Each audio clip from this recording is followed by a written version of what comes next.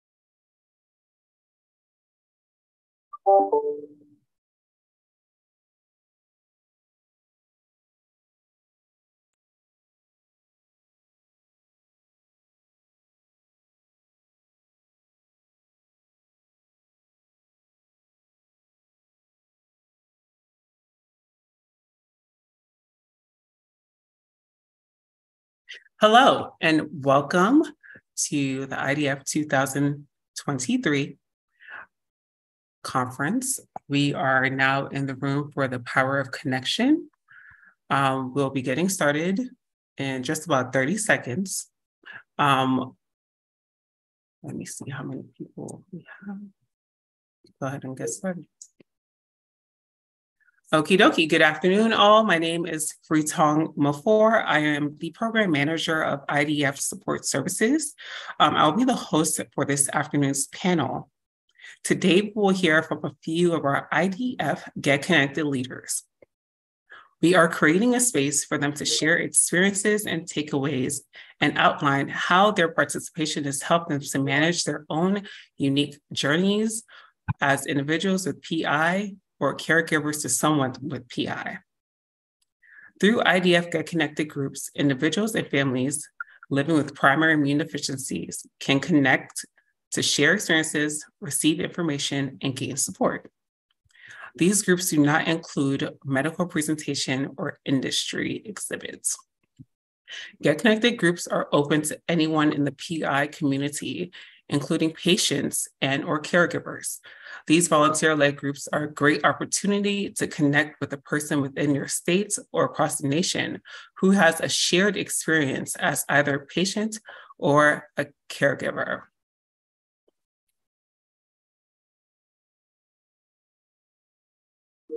There will be time for questions at the end of the presentation that you may ask any of today's panelists. Please submit any questions you have in the Q&A section of the platform. But I will say, let me take a second before we dive in. I really just want to acknowledge these three Get Connected leaders, and I've had such a privilege to work along them over the past couple of years.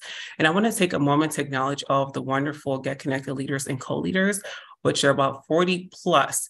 And so those of you out there, we just want to take time and say thank you for your time and your commitment to these Get Connected groups. So our first guest is Stacey Ahern. Stacey is 49, married and has a 10-year-old son. She's a retired critical care RN and used to run marathons and do triathlons. Sorry. I'm like getting messages at the same time. Sorry, guys. She's a retired critical care RN and used to run marathons and do triathlons. She enjoys writing, gardening, and doing her best to keep working out and maintain the healthiest lifestyle possible. Welcome, Stacey. Our second guest is Matthew Jenkins. Matthew lives in Hawkinson, Delaware, which is near Wellington. He is married and has 3 children. Matthew was diagnosed with CVID in 2018 after struggling with chronic ear and sinus infection and pink eye. He began volunteering as the moderator of IDF's CVID Facebook group and then started the Delaware Get Connected group in 2019. He likes to study and speak 4 languages. Matthew speaks German, Italian, French, and some Spanish. He also enjoys playing video games, but spends much of his time working on his online reselling business. Welcome, Matthew. Our third guest is Linda Chiza. Linda is a board-certified specialist in neurological physical therapy. Linda was diagnosed with a primary immune deficiency at birth. She spent 3 weeks in a neonatal intensive care unit before being discharged home to her parents. In 2005, she was diagnosed with CVID. Linda and her husband have been married for 48 years. They have 3 children and 6 wonderful grandchildren. Linda has been involved with IDF since 1996. Thank you all for joining us. Welcome, Linda. So I'm going to give Matthew, Linda, and Stacy the floor to tell us a bit of their experience as Get Connected leaders. Okay, well, who's going first? You can, Stacy. You are off mute. Okay, I'm going to go for it. So my name's Stacy Ahern. I have been a Get Connected leader since 2017. I thought I had a pretty normal childhood with the basic childhood infections. And looking back, I see I got sick pretty easy and a lot more often. It wasn't until 2014 that I really started having troubles with infections. I was working in ICU and I got like pneumonia and Haemophilus and valley fever all at once. And from there, it just kind of snowballed. So it took me a long time to figure out what immune deficiency I had. But it really did take me about 9 years. And I found out I do have specific antibody deficiency, and I also have genetic hypocomplementemia. So I'm sure a lot of people can really relate. It's really difficult to get a diagnosis. And once you get there, where do you even go from there? So I thought it would be an amazing idea to start volunteering for the IDF in 2017 for the Get Connected group. So we can kind of help you out. Like, where do you go after you get diagnosed? And please know that we are here for you. That's all I got. And I like that I'm 46, so that's even better. So thanks for Tom. Thank you. Thank you. My name is Linda Chiza. I live in Fort Worth, Texas. And as Fritong said, I was diagnosed with immune deficiency at birth, and that was a long time ago.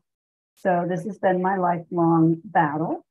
For many years, though, it was ignored by my mother after my father died. And so it was really in the 1990s that once again, a physician identified that I had an immune deficiency and really started aggressively treating me. And that's when I got involved with the Immune Deficiency Foundation.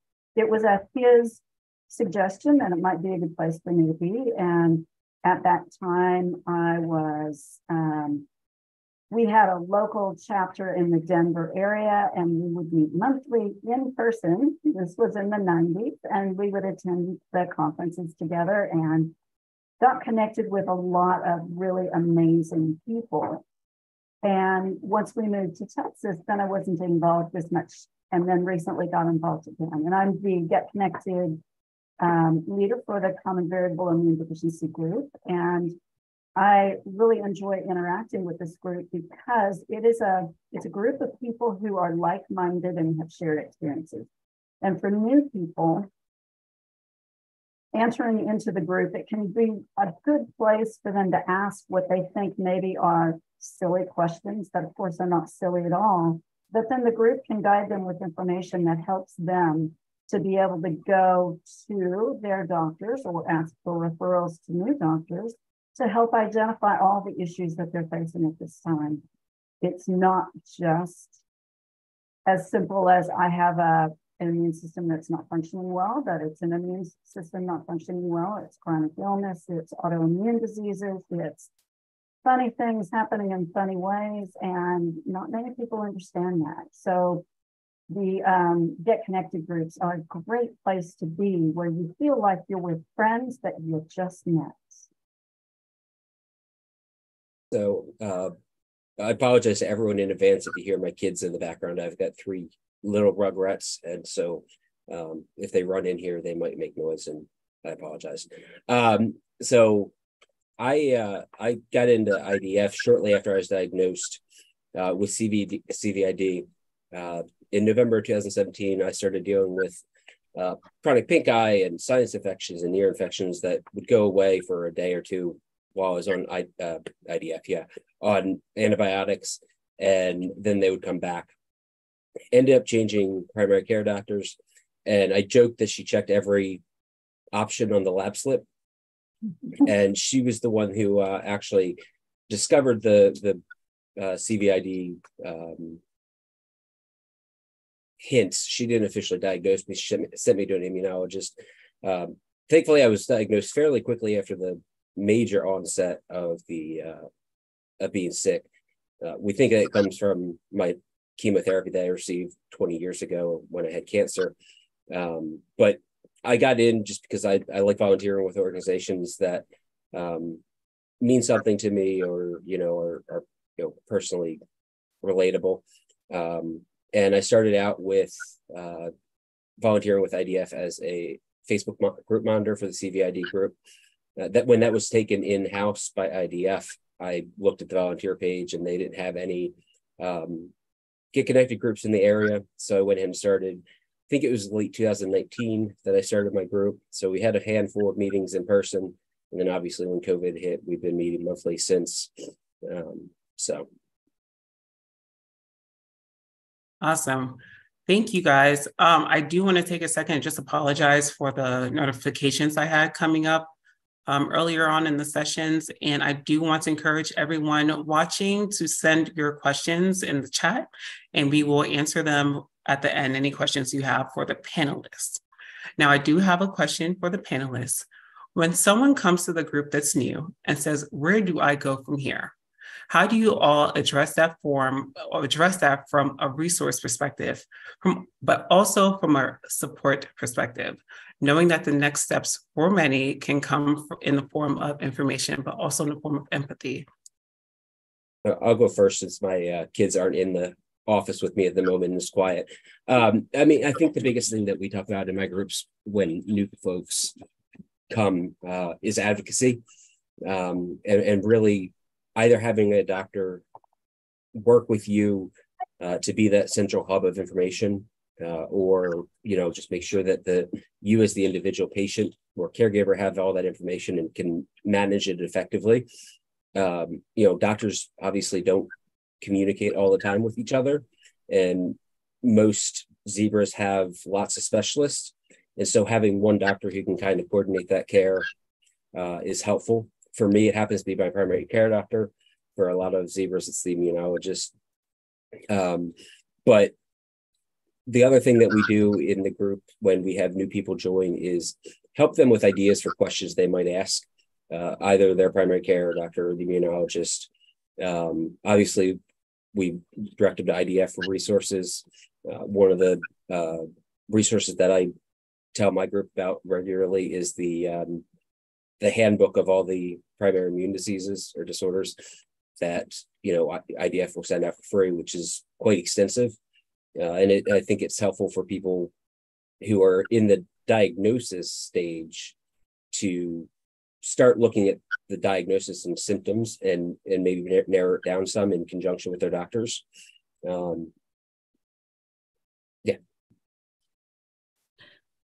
Yeah, that's a really good question. Like, for those of you who are finally diagnosed, I'm sure it's been a really long road to get there. And there's been a lot of ups and downs. And then when you actually get the diagnosis, what does that even mean? What is my life even going to look like in the future? And we need a safe space to kind of share this information. Like, I have this diagnosis. How is it with life on treatment? What are my actual appropriate educational resources I can get to? What support does my pharmaceutical company provide? What support does the IDF have for me? And then you can share those experiences with people who have been through it, and you actually have a common ground to kind of start your new life on, because it's just going to be a little bit different. There's going to be some highs and lows, and it's really nice to have people who understand that and don't judge you, that we're kind of all in this together and we're all part of this awesome zebra herd. So we sort of encourage patients, like Matt said, to advocate for yourself. Keep a list of questions you can ask your doctor and immunologist throughout the few months before you see them, just so you don't miss anything, so you can kind of stay on top of things. And then just know that you have a safe place to go to kind of talk about the realistic expectations of living life with primary immune deficiency. Yeah, I agree with both Matthew and Stacy. The first place I often refer people who say, where can I go to get information, is the Immune Deficiency Foundation. And like Matthew, I talk about the big handbook with all of the diagnoses and the explanations, as well as the medical treatments that are available for the diagnoses. We often in our group, and we're a group that is national, so we have people from all over, people will say, it was my primary care doctor who identified this disease. I don't have an immunologist. Does anybody in this area, in this state, have any recommendations? And often we have people that say, this is somebody I see, or this is somebody I've heard that other people see in your area, and that gives them a place to start. I also remind everybody that they can go to the Immune Deficiency Foundation and do the Find a Doc feature and put in their zip code and see what doctors are available in their area. Other things that we talk about, often there are common, what we now who have been dealing with this for a while understand to be common features of immune deficiency, things like chronic fatigue. And that was a conversation we had a month ago. How do you deal with the fatigue? Does it ever get better? What do you do to make it better? And we have a group discussion about that. And everybody shares what they're doing, what successes they've had. A lot of people share how they've changed their life. And we often talk about insurance issues. What do you do if you're denied what is considered to be a critical treatment? What are your resources? Where do you go? But then often it's just people saying, I'm so glad I found this group, because I do feel like I have a group of people now who understand me. I don't have to explain. I don't have to justify myself. I know that you guys probably experienced this too, but I can go to the doctor and be told, you don't look sick. And my response, sometimes I want to be a little smart alecky and say, well, should I have come in my pajamas and my slippers for you to take me seriously? I never said that. But so we try to live normal lives, and we try to share that with the people in our groups. How do you live a normal life? What do you do when you're sick versus what do you do when you're feeling okay? Especially living through the pandemic, as we all have, what consequences of that are you still living with? And we discuss that. And so there are really no topics off the table except speaking badly about any physician in the group. And we don't allow that. We speak respectfully about each other and respectfully about the people that have helped us or that we've moved on because they weren't able to help. Something I'll add. Well said. Very nice. To what else has been said, for anyone that's on the call that's not in a group, if you don't have one locally, with them being virtual, you can join anywhere that meets your time. And I would recommend finding a group that you fit in with, whether it's similar diagnosis, similar characteristics, etc. If we go back to them mostly being in person, then obviously you'd want to find a local one. But while we're virtual, I can't speak for all of the Get Connected group leaders, but I'm always happy when people from other parts of the country join. I've had people from Illinois and Texas on my calls fairly regularly because they just the time didn't work for the group that they were local to, or they just wanted extra groups. So find a group that meshes with your personality. 100%.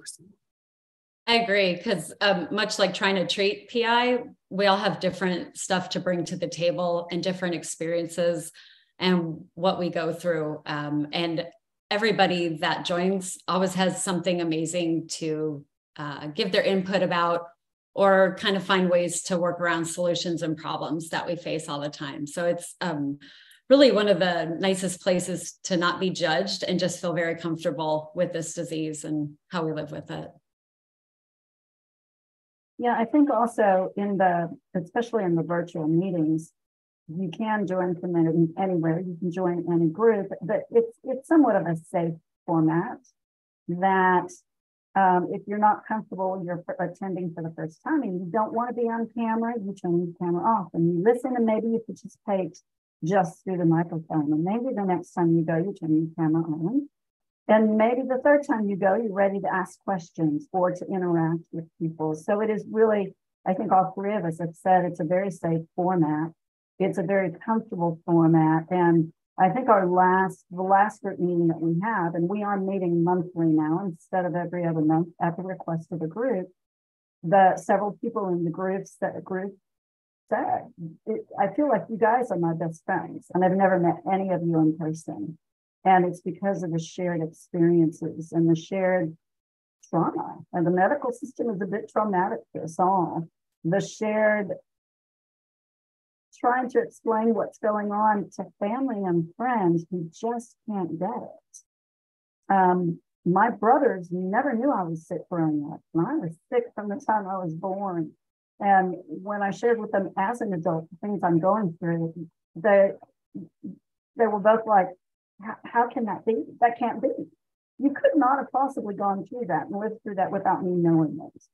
And we do. A lot of us are really good at hiding our illnesses. And I'm trying to learn not to do that so that people can really see who I am and how I'm struggling, because that's important. But often you come to these groups and all of a sudden there are other people telling your exact story. And it's because it's their story too. And they truly are get connected groups, because you find people that you can connect with. There are people that virtually become your friends in a very short period of time. Perfectly said, Linda. Perfectly said. Thanks for sharing. I have another question here. So how has connection to others in the PI community shaped your journey with PI? It's definitely helped me advocate a little bit more, or given me a different perspective. Like, hey, have you thought about trying this? And not medical advice, but hey, ask your doctor about this. Or help, like Linda said, with insurance. That's always helpful. Or anything, just a different way of looking at things. And maybe I didn't think of that, because sometimes our plates get a little bit full with everything. Like, don't forget to eat right, exercise, take your medication, clean the house, have PI, do your infusion. Oh, and then you have to manage the doctors and all that. So sometimes just having somebody who's not so emotional take a step back and offer a different perspective, that's really helped me to kind of calm down a little bit and be like, what do I need to focus on right now? What do I need to take care of first? And then it's so nice just to have friends who understand, and we're all in this together. So I always feel really happy coming off of our meetings, and that gives me hope and more resilience to just get through the next adventure that we're going to have.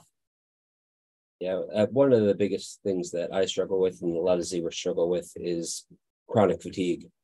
And it's nice being able to join the group and being able to not have to put a face on that I'm wide awake, and I can tell them that I'm exhausted, or I'm feeling really crummy in ways that I wouldn't necessarily do on work calls.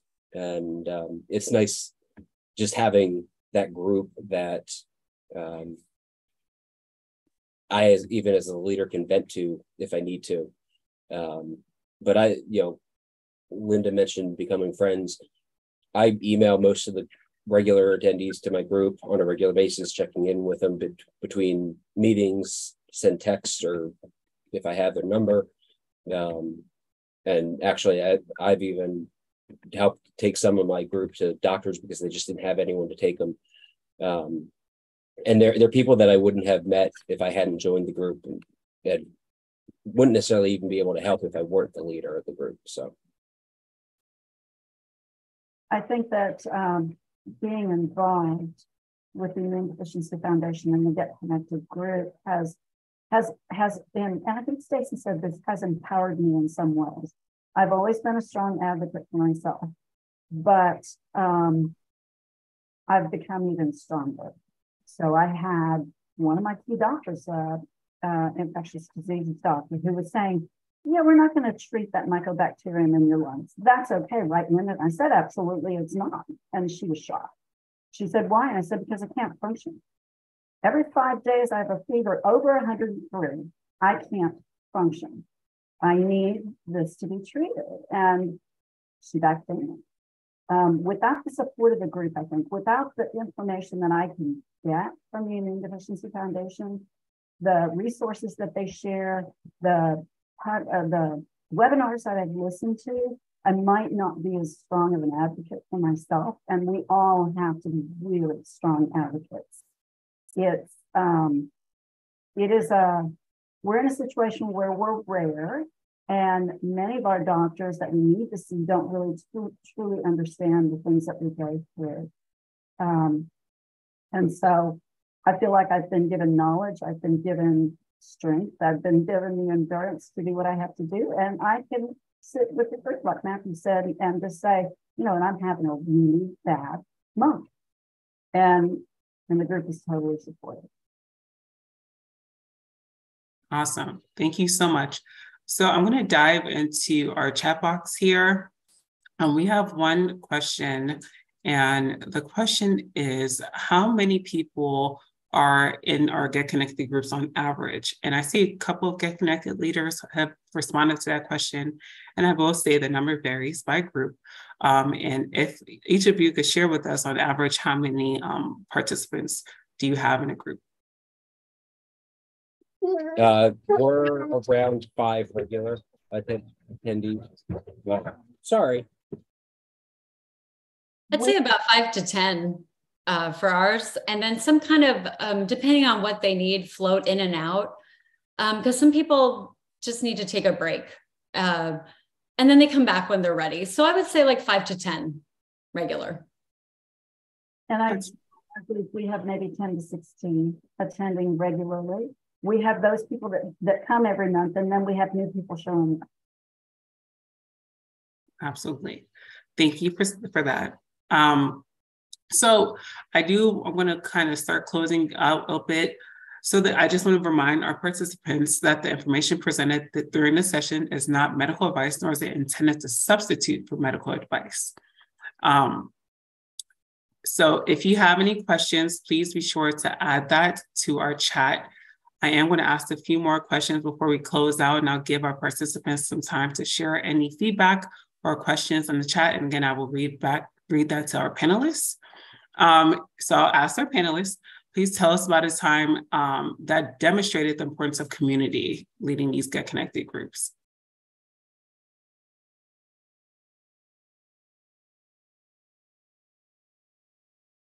Our panelists? Can you repeat the question? My dog's going nuts, so I missed No, it. it's okay. Tell us about a time that demonstrated the importance of community while you were leading these Get Connected groups. Oh, I think that during one meeting, we had several brand new people, and they were brave enough to be on the camera, most of them. There were some that weren't, but it was like a deer in the headlights from them. And by the end of the meeting, they were all much more relaxed. They were interacting with each other in a friendlier, easier way. I think they really truly felt like they were supported in the meeting by the whole group. So came in as an individual and left as a member of a community. Nice. Yeah. Nice. Especially for those who are newly diagnosed. This is overwhelming. Even as a critical care nurse, I have never heard about primary immune deficiencies once. It's so rare, even though we're getting a little more FaceTime because of COVID. I guess your immune system was important after all. So for those patients coming in, it's just very intimidating. Like, what does that even mean to be immunocompromised? And it's always nice to try to help them pave the way to their new life, because sometimes there's a line that's drawn before and after, and now we're after your diagnosis.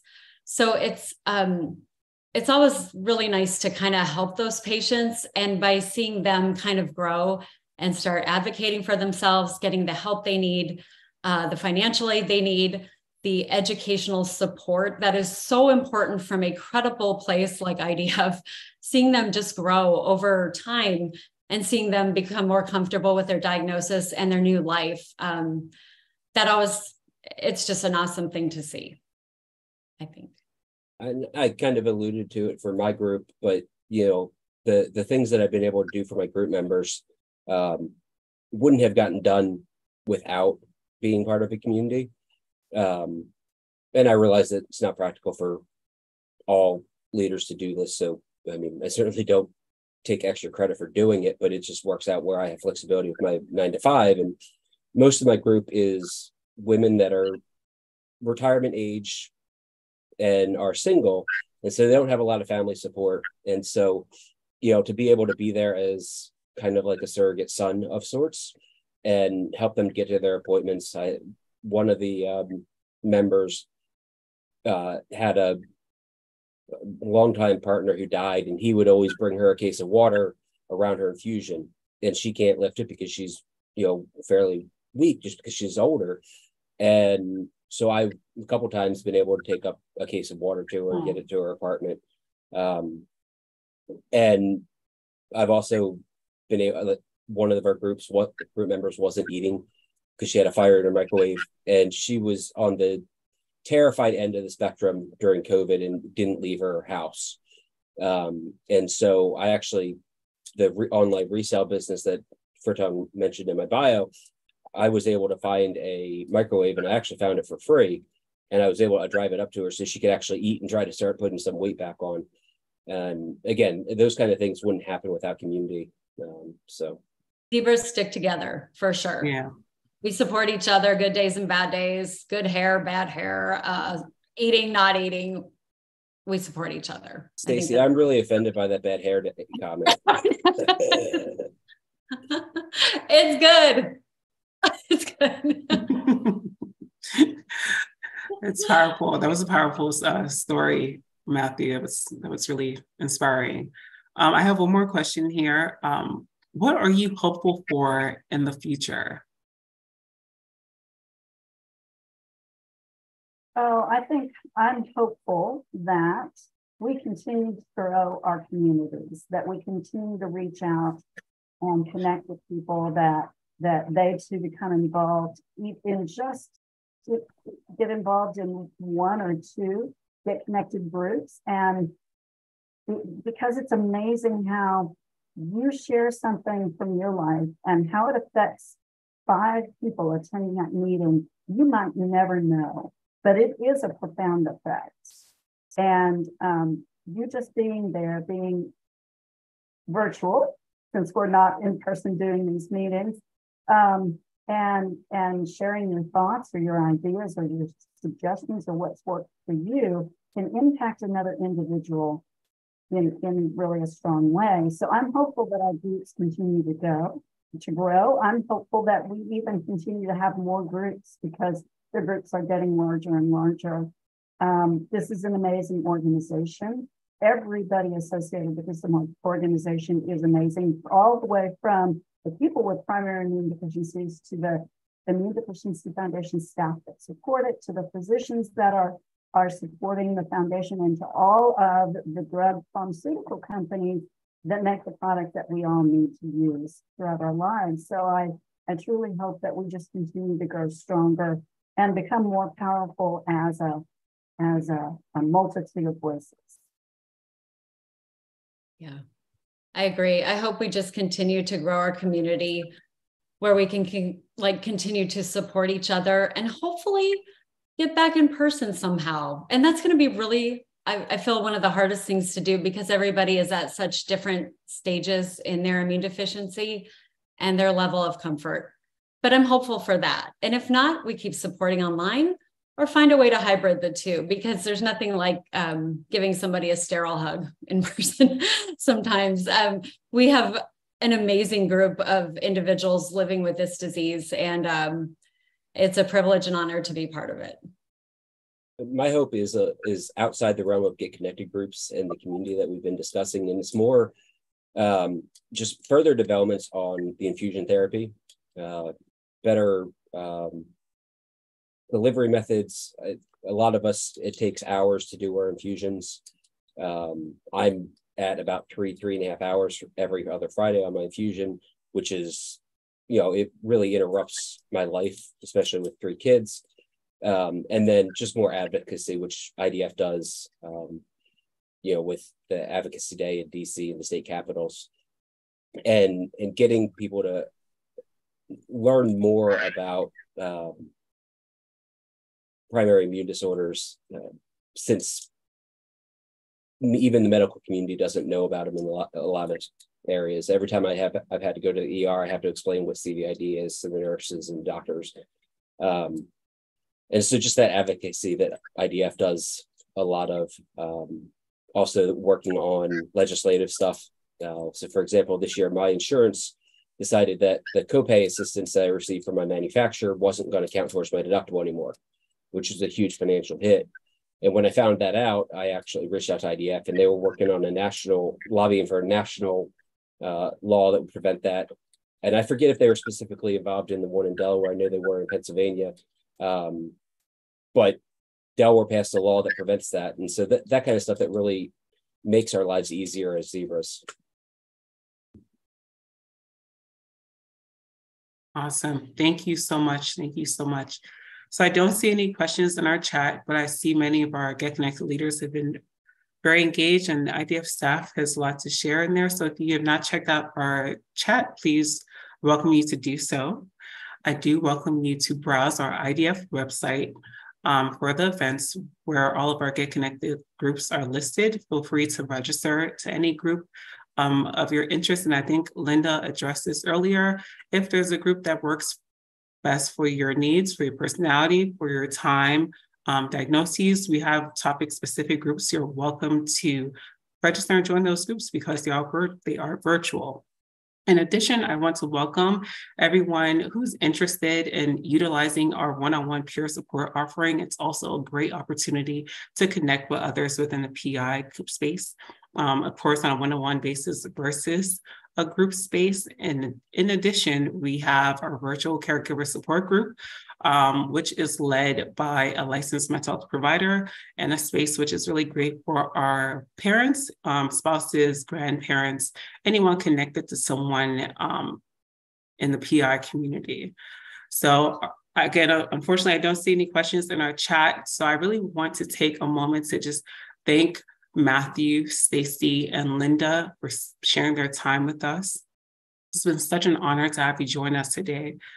This session is one of 39 unique learning opportunities provided through our 2023 PI conference. We hope you continue tuning in today as we explore other critical topics for the PI community. Have a great day. And again, thank you so much to all of our Get Connected leaders and co-leaders. You're welcome. Thank you for time. Thank you so much.